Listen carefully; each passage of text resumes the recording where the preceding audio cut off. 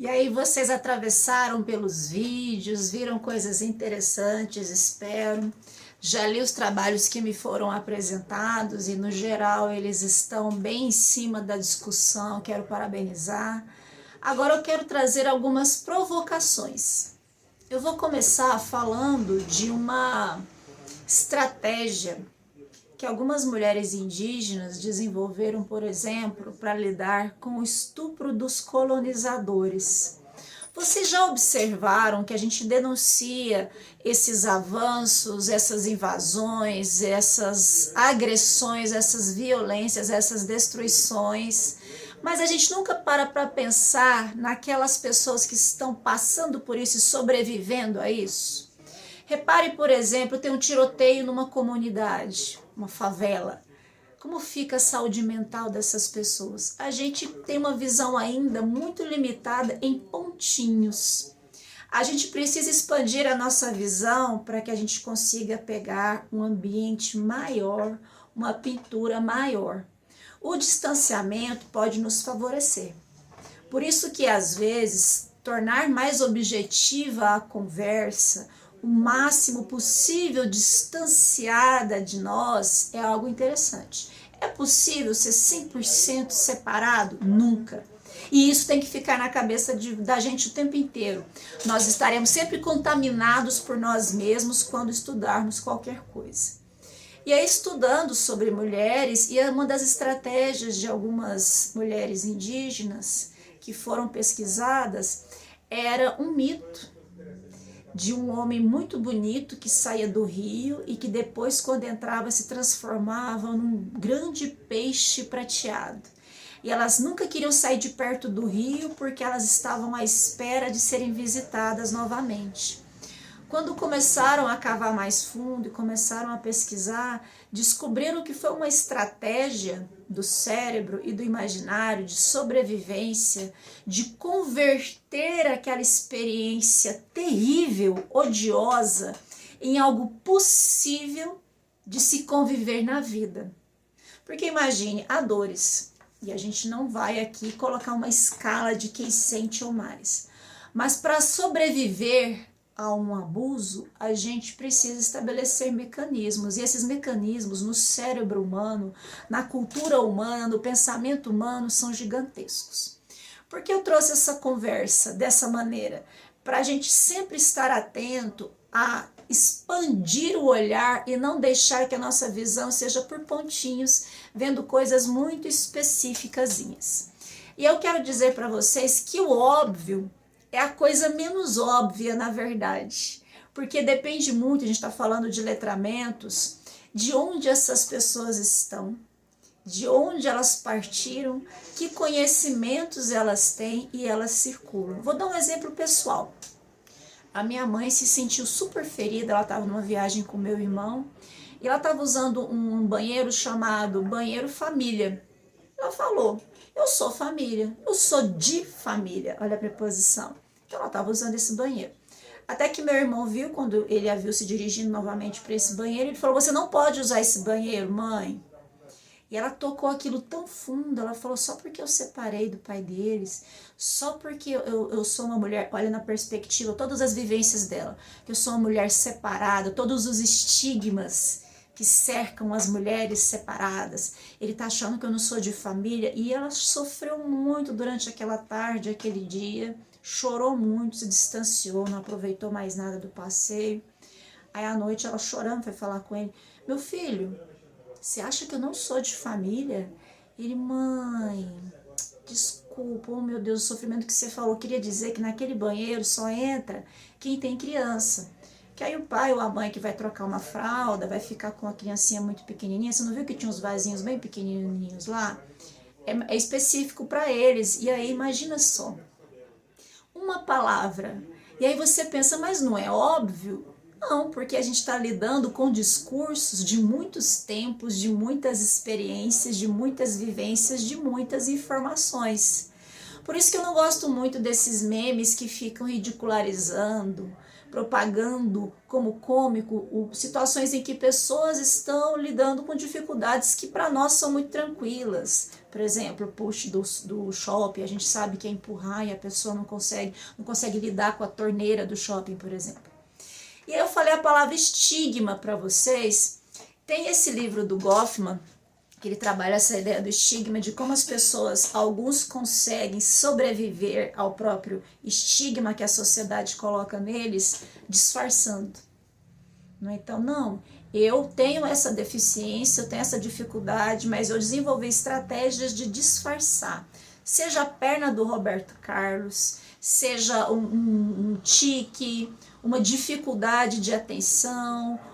Alguns são possíveis, outros impossíveis. Então, existem níveis dos estigmas colocados na sociedade. E aí você tem que observar que quando a gente trabalha com estigma, essa palavra é como se fosse algo cravado na pele de uma pessoa com ferro quente, a gente está lidando com uma série de complexas redes em que há pessoas estigmatizadas. No caso da minha mãe, do exemplo que eu dei, por exemplo, é o estigma na geração dela, e eu fui criada no interior de Goiás. A geração dela, a mulher separada, era quase que um demônio, mesmo que tivesse sido vítima de violência doméstica, mesmo que tivesse sofrido abusos, mesmo que tivesse sofrido abandono financeiro, enfim. Ela era um fracasso e um perigo, que as mulheres não podiam ficar perto dessa mulher separada, divorciada, porque ela fatalmente iria dar em cima do marido delas. Isso é um estigma grande, porque muitas mulheres foram retiradas do seio das suas famílias, das suas comunidades, por isso tem ainda maiores, mas não vai caber num vídeo só. Bom, e agora a gente vai continuar falando de letramentos, falei do estigma, a gente vai trabalhar agora com a ideia da educação profissional, e a gente vai lidar com o EJA, por exemplo.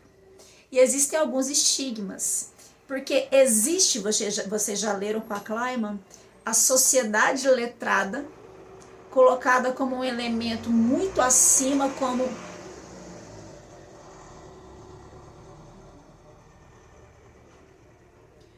se houvesse um degrau a cada vez. Então tem lá o Zezinho da roça, o menininho da periferia. À medida que eles forem evoluindo socialmente, intelectualmente, eles vão chegar no topo, que seria o conhecimento acadêmico. Isso, de novo, a gente tem que quebrar agora. Porque quando a gente hierarquiza esses conhecimentos, a gente hierarquiza pessoas, hierarquiza vivências, e aí não é uma coisa boa para a educação, porque a educação é o oposto disso. E aí existe uma infantilização desse aluno, inclusive no discurso.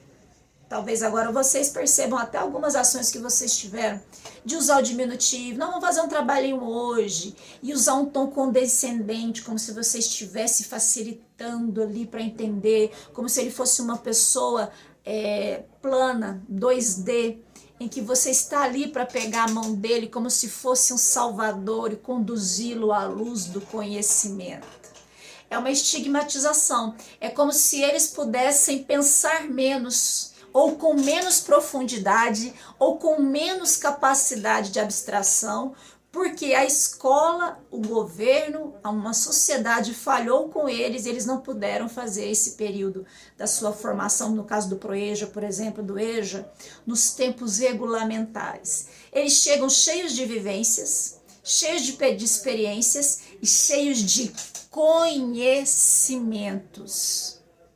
Todos importantes em diferentes setores. O conhecimento acadêmico é um conhecimento, como o conhecimento do feirante, o conhecimento do agricultor, o conhecimento de quem sobreviveu às ruas. Nós temos muitas formas de conhecimento e hierarquizar não vai ajudar a gente em nada, porque em tudo a academia quer transformar nela mesma, e aí a gente não vai fazer revolução no ensino, tá bom? E aí, pensando nisso, quando a gente recebe esse aluno, a gente não está recebendo um coitadinho. A gente não está recebendo um aluno que precisa ser resgatado.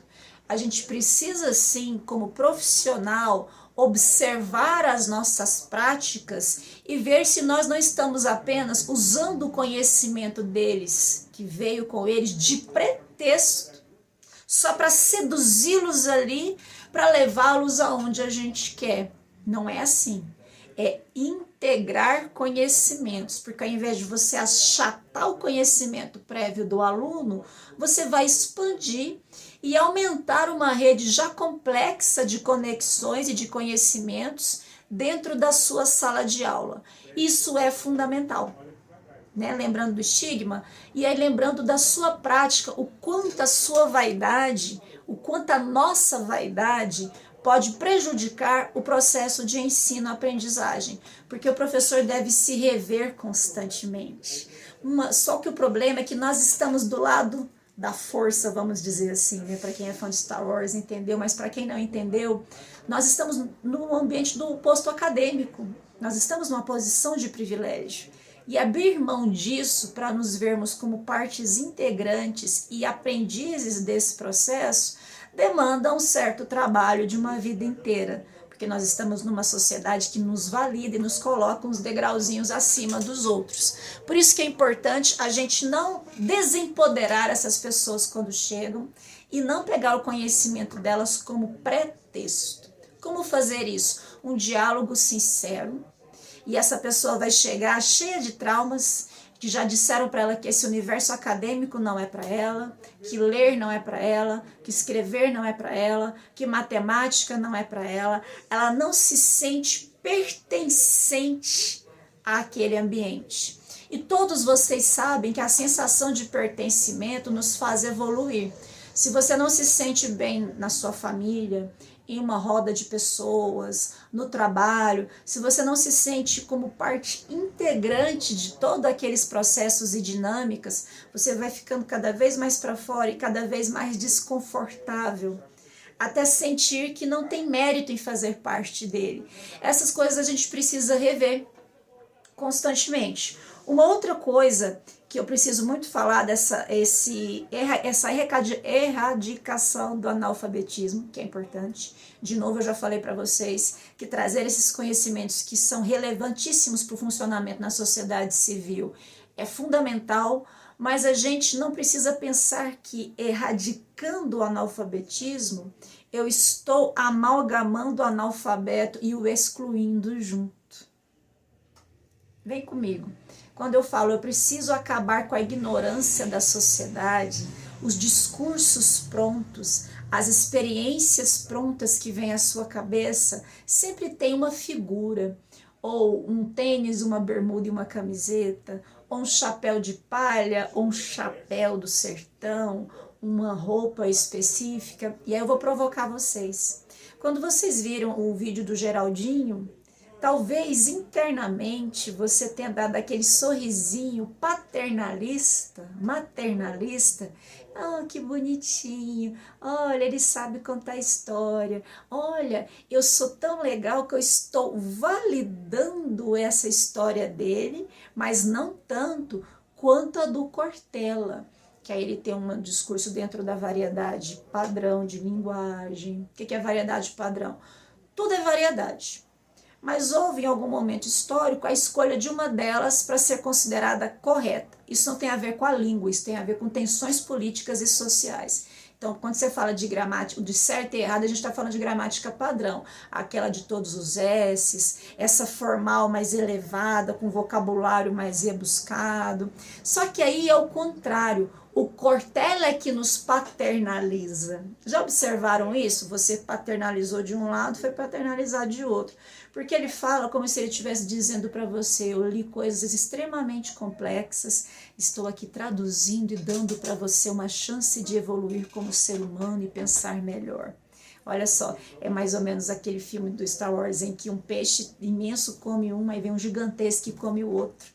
E aí sucessivamente. Não é esse tipo de ensino que a gente quer fazer. E eu coloquei provocativamente mesmo para que você possa refletir qual você admirou mais, qual você achou legal. E aí você já pensou, poxa, aqui do Geraldinho eu já podia fazer uma história, já podia converter esse conhecimento em outra coisa, talvez mais próxima do acadêmico, e não deixar ele ali como uma grande amostra de possibilidades de linguagem, de contação de histórias, de fazer artístico, inclusive.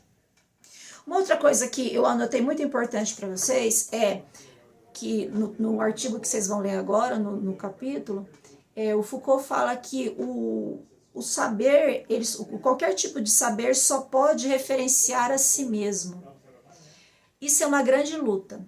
Você que é de exatas, de humanas, de biológicas, vocês vão perceber que existe uma hierarquização entre os conhecimentos também.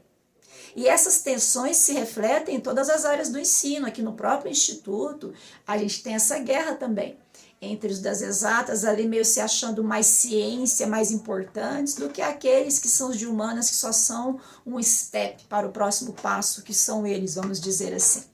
Isso de uma forma geral acontece, não só nos nossos ambientes dos institutos federais. Então, quando a gente fala de ciências humanas, existem outros fazeres e possibilidades de observação e de métodos que são específicos das ciências humanas, porque a gente não converte tudo em tabela, gráfico e equação. Eu trabalhei, por exemplo, no meu pós-doc com autoras do teatro brasileiro, uma outra pessoa pode trabalhar com essa mesma temática e chegar a outras conclusões. Não dá para ela repetir o meu trajeto e chegar às mesmas conclusões que eu, que é algo que fatalmente vai acontecer nas ciências biológicas, nas ciências exatas. Isso vale também para o conhecimento do Geraldinho, para o conhecimento da pessoa que sabe a lua certa da plantação, o momento certo de plantar, se a terra está boa, se não está, só de olhar se o animal está bem ou se não está. Cada forma de conhecer referencia a si mesmo, a si mesma, e isso traz uma discussão que não pode passar batida, é que, de novo, todas as vezes que nós hierarquizamos conhecimentos, nós destruímos a possibilidade de uma educação realmente transformadora. E aí, no próprio capítulo que vão ter para vocês aí, existe uma discussão que é feita e que eu adoro, porque é claro, né, puxando sardinha para a minha área, de que a arte ela é menos colonizada do que as ciências. Eu vou dar um exemplo para vocês da ciência, que é também um elemento histórico. E vocês viram agora, nos últimos anos principalmente, as tensões estabelecidas entre o fazer científico, fazer religioso e o que é uma imitação, um teatro do conhecimento circulando por aí. Então vamos lá, se um campo do saber só referencia a si mesmo, a religião, por exemplo, é um ambiente que só pode referenciar a si mesma no sentido da fé, do dogma, das verdades que são irrefutáveis, né? Coisas que estão gravadas na pedra, que não podem ser mexidas, dentro do universo religioso e, portanto, do universo pessoal e de escolha e de orientações de cada um. Na religião, eu não preciso quantificar, metrificar, colocar método, estabelecer parâmetros, colocar sob aprovação e avaliação de outras pessoas, colocar isso a público para que ele possa ser questionado, testado, não é próprio do conhecimento dela. Quando é ciência, aí sim, eu tenho que colocar avaliação entre os pares, tem que ser publicado como foi feito, essa metodologia tem que ter rigor, eu tenho que observar se foram observados todos os critérios necessários para que aquela pesquisa realmente tenha resultados válidos e que possam fazer o próximo cientista que vier. Na religião não existe essa ideia da história, da historicidade. Na ciência, sim. Se um dia a ciência acreditou, por exemplo, que não existiam micro-organismos, que a vida poderia ser gerada de um suor, de uma roupa suja num canto, por exemplo, veio alguém e falou, olha, não é bem assim. Desse conhecimento construiu-se outro, que construiu-se outro, e aí existe a ideia de avanço histórico, de avanço dentro das ciências. Nas artes, não existe também esse conceito de evolução qualitativa. Por isso que quando uma coisa está considerada perfeita, você fala, está no estado da arte. O que foi feito há 2000 anos e o que é feito hoje não existe. Não existe esse limite de comparação entre, houve uma evolução que hoje tem uma técnica melhor. Na arte isso também não existe. Na ciência, sim. E o que acontece? Quando você desmistura um fazer com o outro, aí você tem inconsistências que podem gerar tensões fora daqueles ambientes, que foi o que a gente viu. Então, por exemplo, quando alguém quer utilizar um discurso que é típico do fazer religioso dentro da ciência, isso vai prejudicar o ambiente da ciência, porque a ciência não é baseada na fé, ela é baseada na experimentação. Se existe uma verdade na ciência, sempre vai ser a dúvida. Se eu pego o fazer religioso e jogo na ciência, eu quebro tudo aquilo que é constrói como ciência e vira uma barafunda. E aí você tem produtos que não foram testados, custando caríssimo no mercado, você vê procedimentos, jovens místicos fazendo coisas muito estranhas aí, dizendo que foi comprovado cientificamente. Aí existe uma miscelânea pronta para confundir as pessoas no mundo. Se a religião quer fazer científica, aí vai gerar muita atenção também. Porque como é que eu vou mensurar, quantificar, quando foi que surgiu historicamente, como é que eu coloco isso dentro da história? Por exemplo, negar a existência de dinossauros, entendem? É algo que não se pode fazer. Mas eu posso fazer os saberes conversarem, porque eles não são inimigos. Se, por exemplo, eu que tenho transtorno de ansiedade, eu meditando, consigo, né? Já fiz até o teste. Fazer a respiração baixar e controlar mediante técnicas de meditação, a ciência vai lá tentar ver por que isso acontece. É o fazer da ciência. Uma pessoa que não está meditando, mas está rezando o terço, por exemplo, como a minha mãe, consegue o mesmo resultado. A ciência, ela vai lá e observa, nossa, olha as ondas cerebrais, olha o que acontece aqui. Isso é o fazer da ciência. E aí, quando a gente trabalha não legitimando saberes, a gente acaba criando esses conflitos e perde aquele que é nosso aluno, que chega pronto para desistir, chega pronto para ir embora. A taxa de evasão é muito alta porque não dá nem tempo deles se sentirem pertencentes. E a gente nem sabe se a escola está fazendo esse papel desde lá na recepção, de como é que esse aluno é recebido para pegar uma informação, para andar, para as pessoas que estão circulando, até ele chegar na sala de aula e se sentir confortável para ir ao banheiro, por exemplo. Tudo isso são variáveis que a gente vai observar e tem que ter esse controle constante. E aí o que diferencia nós dos institutos federais, por exemplo, que é onde vocês estão agora, de um sistema S, de uns cursos de curta duração, de cursos livres, é de que a gente não vai transformar o nosso aluno em um elemento de obsolescência programada. O que é isso? Eu vou treiná-lo para essa técnica e essa tecnologia. Mas com o avanço cada vez maior da ciência e das técnicas e dos veículos e das possibilidades, muitas carreiras ou muitas habilidades vão ficando obsolescentes, vão ficando obsoletas mais rápido. E aí é hora da gente pensar, então quer dizer, eu acabei de fazer um curso, já estou obsoleto, vou ter que fazer um outro curso. E constantemente essa pessoa vai sendo despejada de volta do mercado. Nos institutos existe uma perspectiva de formação de autonomia do saber, de validação desse saber prévio, dessa rede intrincada construída dentro da escola com outros saberes, com outras possibilidades. Existe uma formação do indivíduo, do cidadão, dentro dessa perspectiva de torná-lo apto a construir os seus caminhos dentro dos universos da escola e fora dele. E eu tenho muito orgulho de fazer parte disso.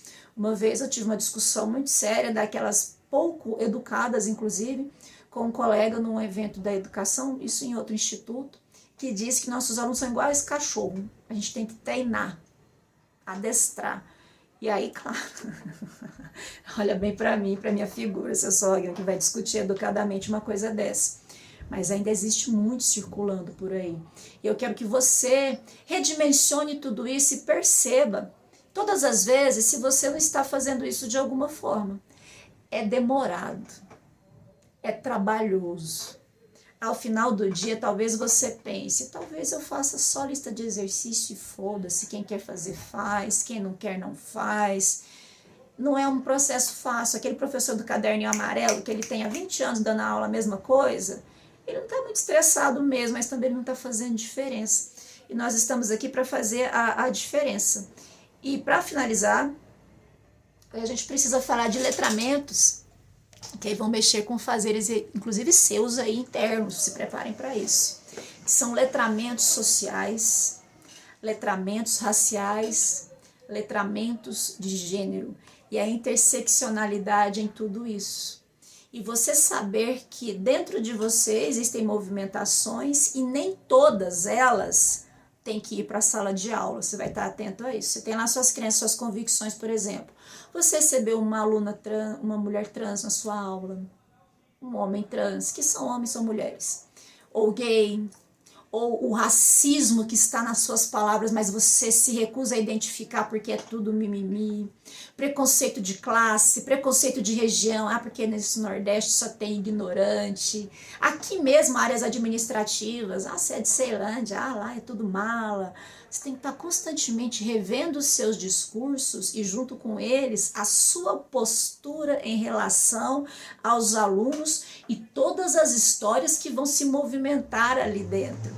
Educar, a gente pensa assim, educar é para transformar o outro. Não.